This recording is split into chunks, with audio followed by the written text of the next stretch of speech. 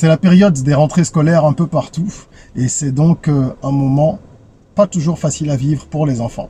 Un moment stressant pour eux, mais également pour les parents qui ne savent pas toujours comment les choses vont se passer. Il faut pouvoir s'organiser, il y a tout ce qui est logistique, il y a tout ce qui est pratique, mais il y a également tout ce qui est de l'ordre psychologique et émotionnel. Comment est-ce qu'il faut accompagner les enfants? Je pense qu'il est important que chacun accorde du temps à cette question et se demande comment est-ce qu'il peut faire pour maximiser véritablement la relation qu'il a avec son enfant, surtout lorsque l'école reprend. Chaque nouvelle année scolaire est un nouveau challenge pour les gosses, pour nous-mêmes, et je sais qu'il y a beaucoup de parents sur cette chaîne. C'est pour ça que j'ai voulu aujourd'hui partager avec vous quelques principes qui pour moi sont essentiels et qu'il faut véritablement mettre en pratique, observer si on veut faciliter véritablement les choses aux enfants et également à nous-mêmes. On en parle tout de suite.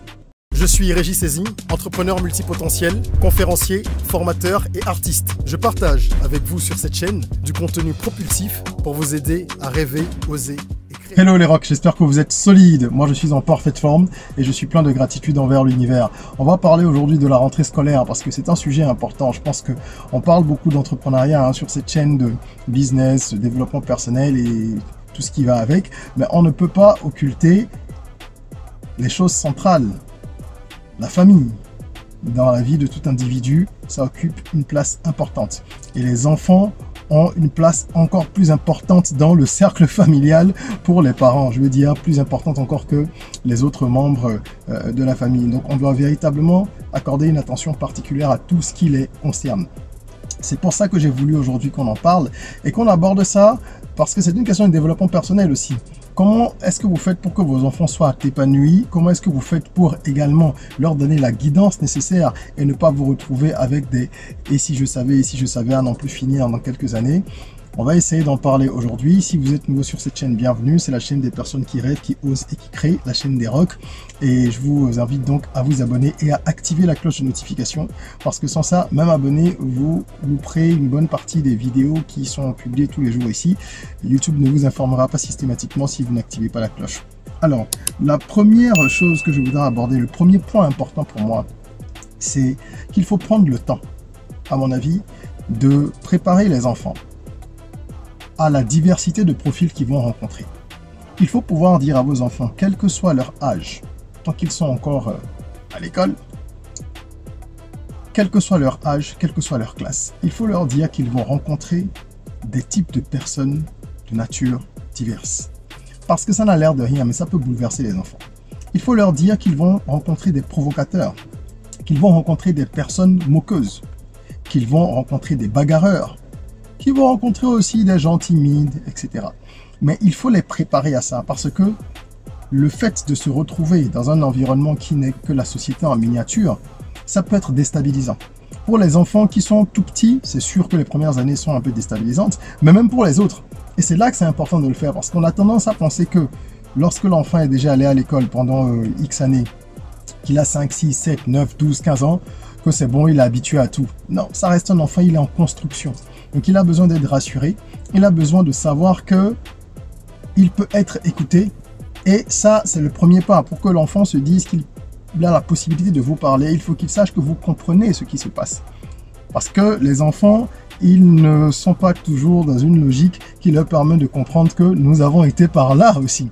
Et souvent, quand on leur dit « moi aussi j'ai fait ci » ou « moi aussi j'ai connu ça », ils disent « ah bon ?» Pour eux, c'est comme si on avait été adulte toute la vie.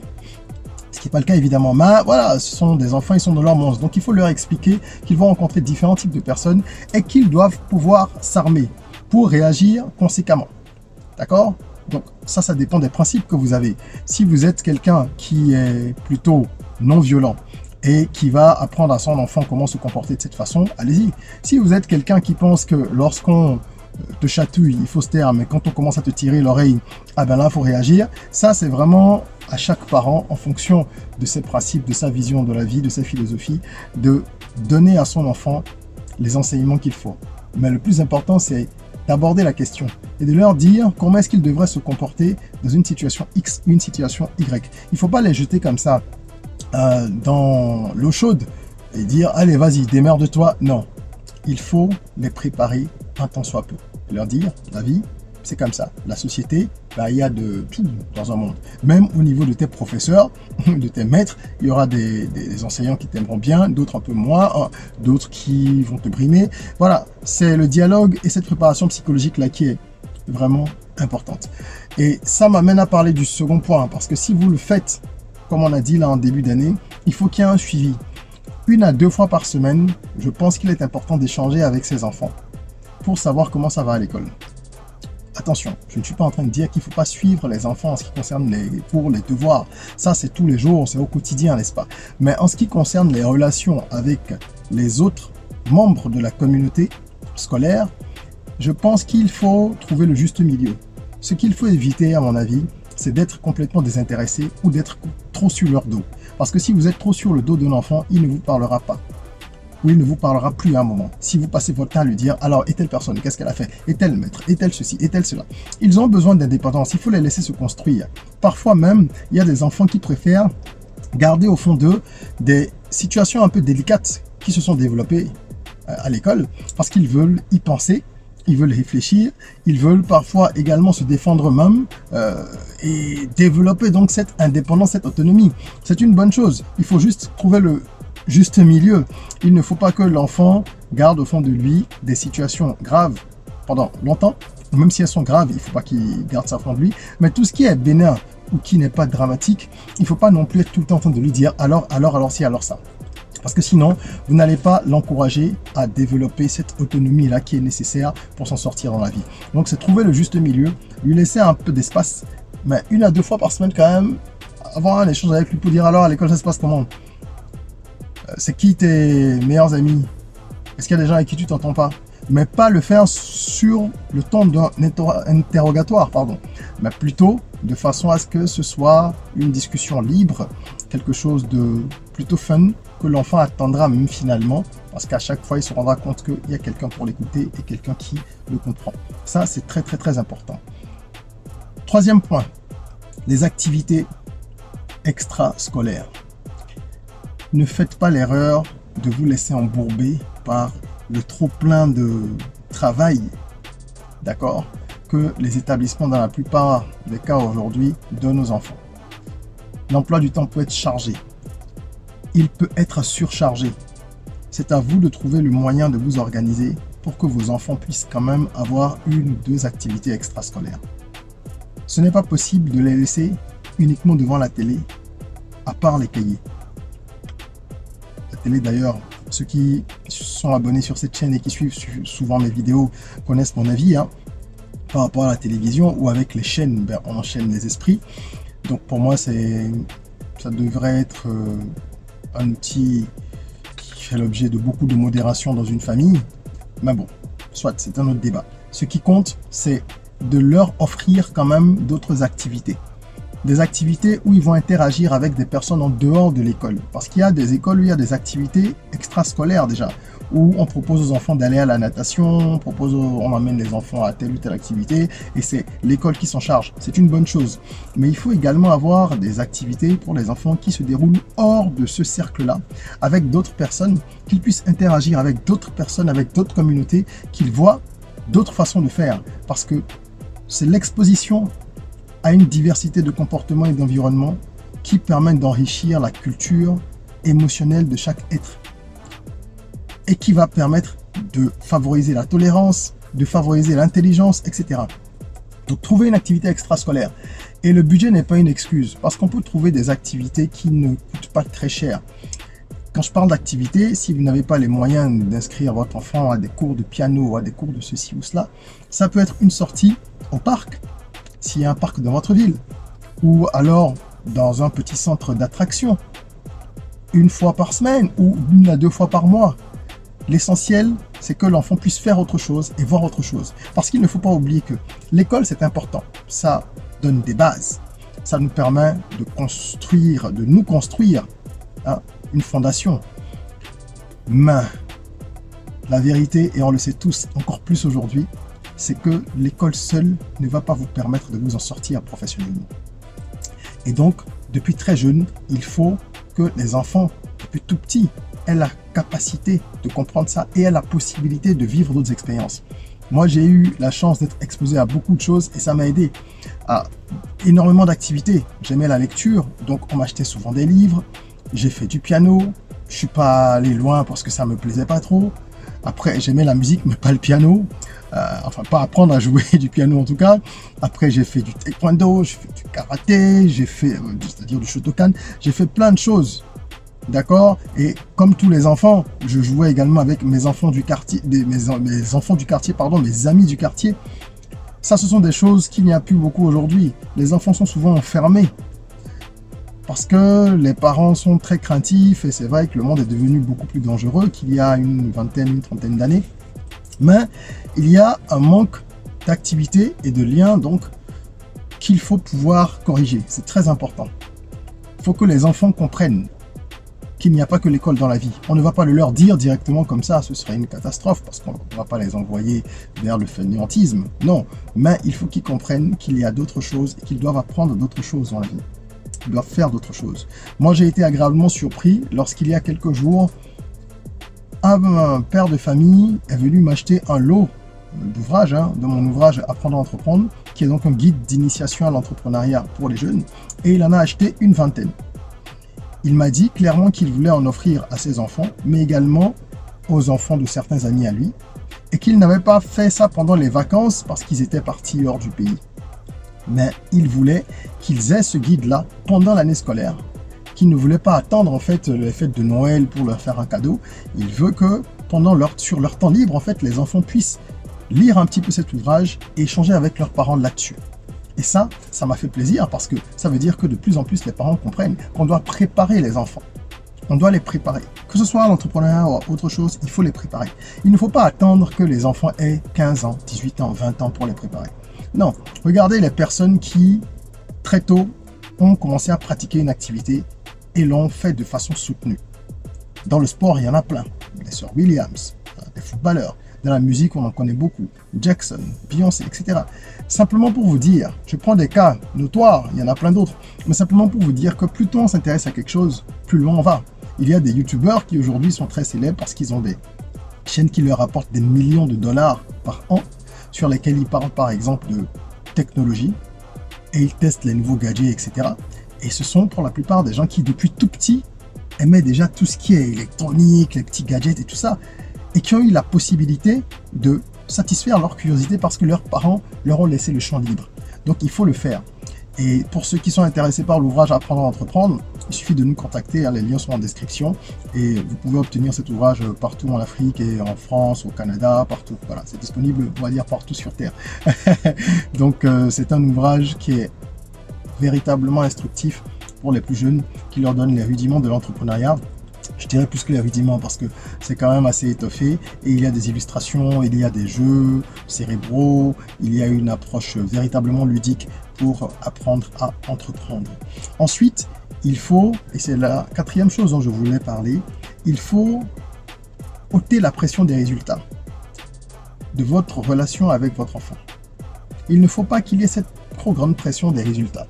C'est-à-dire que je pense qu'il ne faut pas dire à un enfant: tu dois être le premier, tu dois être le premier, tu dois être ceci, tu dois être cela. Moi j'étais ceci, moi j'étais cela. C'est pas si important que ça. Ce qui compte, c'est que l'enfant puisse avoir un bon niveau. Ça, c'est indispensable. Mais je pense qu'on peut arriver à ce résultat-là sans lui mettre la pression de pourquoi tu n'as pas été premier. Pourquoi est-ce que lui, il a eu 19 et toi, tu as eu 12? Pourquoi ceci, pourquoi cela? Parce que cette approche comparative, elle crée des frustrations qui vont créer des pensées limitantes chez l'enfant. Et même si vous ne remarquez pas les dégâts aujourd'hui, eh bien, il y en aura. Et ce sont des choses que les gens peuvent traîner toute la vie. Parce qu'ils ont été comparés, parce qu'ils ont l'impression de ne pas valoir grand-chose, parce qu'ils ont l'impression qu'on les a jamais soutenus, ou que les parents attendaient toujours beaucoup plus d'eux qu'ils n'ont pu en donner. Donc il faut trouver le moyen de stimuler la performance sans être dans une logique comparative. Je crois que c'est extrêmement important.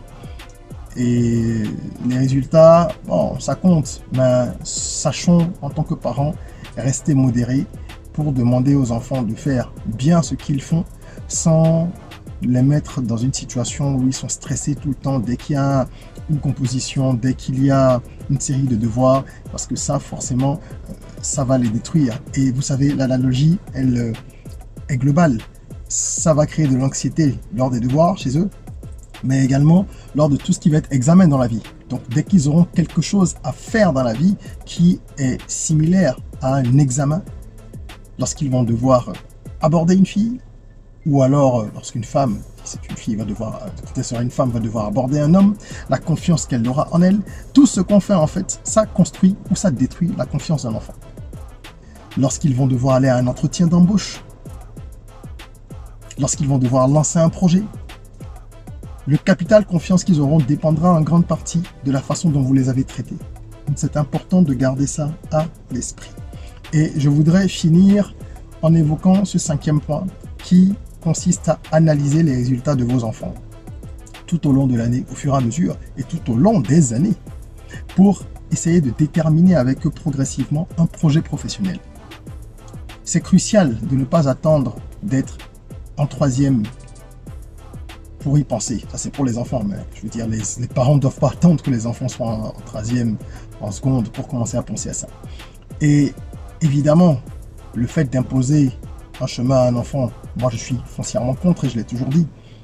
Mais si certains parents ont envie de le faire, parce qu'ils veulent que leurs enfants prennent leur suite, à ce moment, il serait certainement bienvenu de préparer les enfants tôt, en essayant de les intéresser à une discipline donnée, si c'est ce que vous voulez, plutôt que de leur imposer ça lorsqu'ils vont se rapprocher de l'université.